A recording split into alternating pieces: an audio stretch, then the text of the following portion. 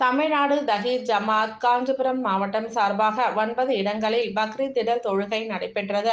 அதன் ஓர் பகுதியாக காஞ்சிபுரம் கிளையின் சார்பாக தியாக திருநாள் தொழுகை ஒலிமுகமதுபேட்டை நகராட்சி நடுநிலைப் பள்ளியில் நடைபெற்றது. இதில் மாநில பேச்சாளர் சகோதரர் தஹீத் கலந்து கொண்டு ஏகத்துவம் காத்த இப்ராஹிம் நபி என்ற தலைப்பில் பெருநாள் உரையாற்றினார்கள். இதில் இப்ராஹிம் நபி அவர்களின் வாழ்க்கையில் அவர் செய்த தியாகங்கள் தான் இந்த பெருநாளில் பல்வேறு நிகழ்வுகளிலும் பிரயாணத்திலும் பிரதிபலிக்கிறது. எனவே நபி இப்ராஹிம் அவர்களை போன்று கொள்கை உறுதியோடு வாழ்வதற்கு உறுதியேற்க வேண்டும் என்றும் கூறினார்.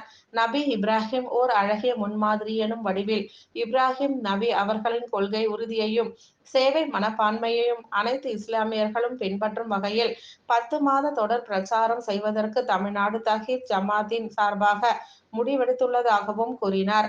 திடல் தொழுகையில் ஆயிரக்கணக்கான ஆண்களும் பெண்களும் குழந்தைகளும் முதியோர்களும் கலந்து கொண்டனர். தொழுகையும் பெருநாள் உரையும் முடித்த பிறகு பெரும்பாலான மக்கள் இருகரம் ஏந்தி பிரார்த்தித்தனர்.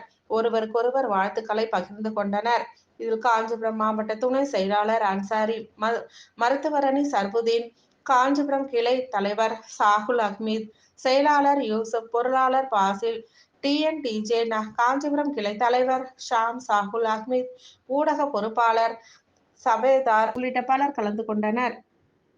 இப்ராஹிம் அலைஹிஸ்ஸலாம் அவர்களினுடைய குழந்தை வளர்ப்பு முறை எப்படி இப்ராஹிம் அலைஹிஸ்ஸலாம் அவர்கள் தங்களுடைய பிள்ளைகளை வளர்த்தெடுத்தார்கள், உரையாடக்கூடிய வகிச்செய்திகளை பெற்றுக்கொள்ளக்கூடிய ஒரு இறை தூதர்.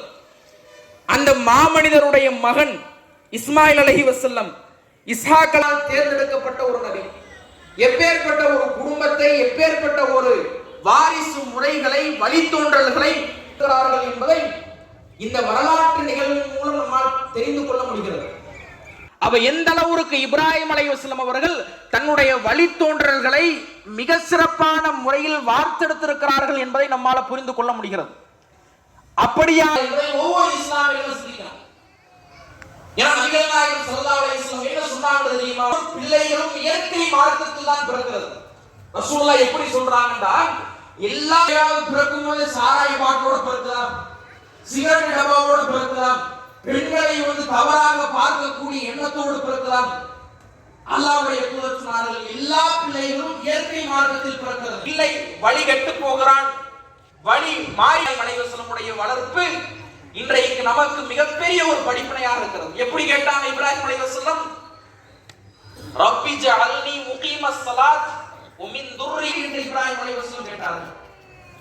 இல்வானியான வணங்க கூடாது, நானும் சேர்த்து என்னுடைய பிள்ளைகளும் உன்னை வணங்கி வழிபடக்கூடிய நல்ல அடியார்களாக ஆக்குவாயாக என்று இப்ராஹிம் அலைஹிஸ்ஸலாம் அவர்கள் கேட்ட பிரார்த்தனை அல்லாஹ் அல்-பக்ரா நல்ல படிக்கணும், உலக கல்வியில மிக தேர்ச்சி பெற்று வரணும், 10th +1 +2 நல்ல மதிப்பெண்கள் எடுக்கணும், நல்ல டாக்டர் ஆகணும், இன்ஜினியரிங் ஆகணும் கேட்கல இப்ராஹிம் அலைஹிஸ்ஸலாம். இறைவா, நானும் சேர்த்து என்னுடைய பிள்ளைகளும் உன்னை தொழக்கூடியவர்களாக மாற வேண்டும் என்று கேட்டார்கள்.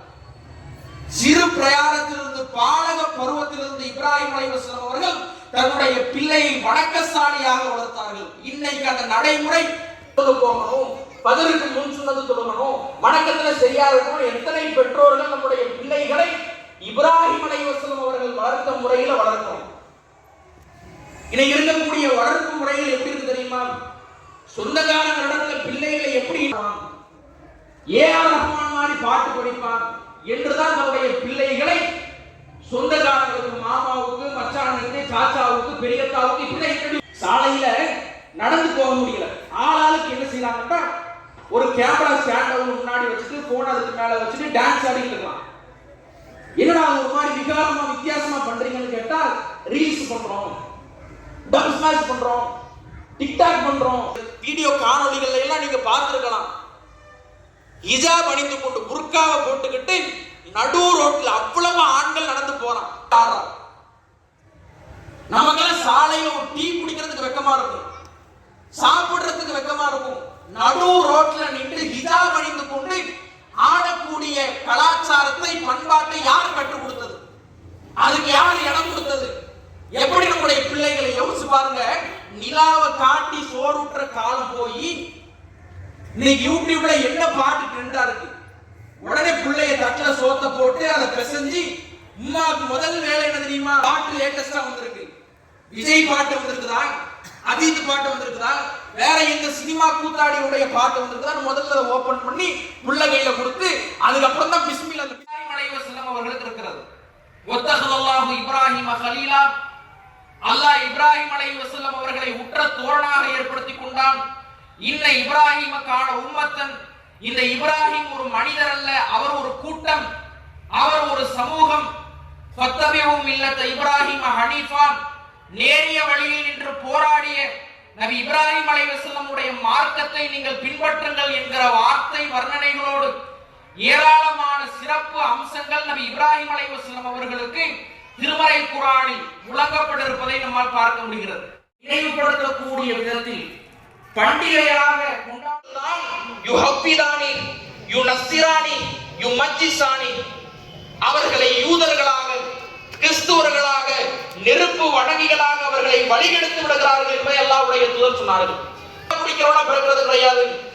அவர்களினுடைய